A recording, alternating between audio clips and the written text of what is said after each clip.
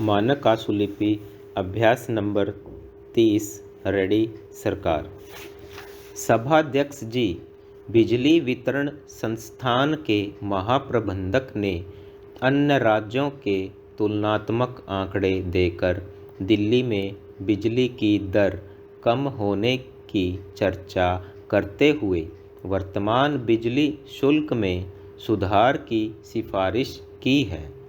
उन्होंने अपने भाषण में इस बात की शिकायत की है कि घरेलू उद्योग के लिए जो बिजली ली जाती है उसका उपयोग बहुत से उपभोक्ता रेडियो, टेलीविज़न और अन्य कार्यों में करते हैं।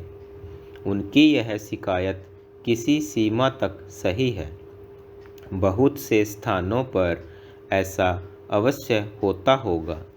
यदि 1 पैसा शुल्क बढ़ाने की मांग का समर्थन भी नागरिक करें तो कम से कम जो गर्मियों के दिनों में बिजली आंख मिचौनी का खेल खेलती है उसे बंद करने का भी तो प्रबंध होना चाहिए।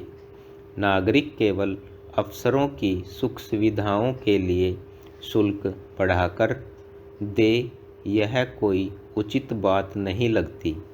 यही हालत पानी के मामले की है। अनेक बस्तियों में अभी तक पानी नहीं है। ऐसी हालत में लोगों पर जल में वर्तमान शुल्क वृद्धि उचित नहीं लगती। जल योजनाओं का उपयोग जनसाधारण के लिए किए जाने की दिशा में प्रयत्न किया जाना चाहिए। 45 दिन तक चलने वाली सफाई कर्मचारियों की हड़ताल समाप्त होने पर एक विशेष संकट सफाई कर्मचारियों और नगर निगम के सामने उत्पन्न हो गया है। निगम के सत्ताधारी वर्ग का कहना है कि वे सफाई कर्मचारियों ने जितने दिन काम नहीं किया है उतने दिन का वेतन नहीं देंगे। यदि निगम अपने इस निर्णय पर अटल रहा तो सफाई कर्मचारी नगर की सेवा मन से नहीं कर पाएंगे। उनकी हानि की पूर्ति के लिए कहीं न कहीं से, चाहे महापौर कोष से अथवा किसी अन्य कोष से, हड़ताल के दिनों में अनुपस्थिति सहायता की जानी चाहिए।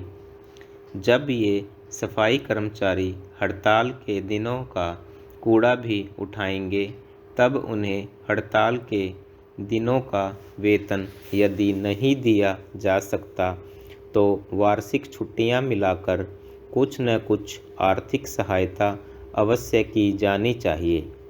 ऐसा करने पर ही सफाई कर्मचारियों का दिल जीता जा सकता है।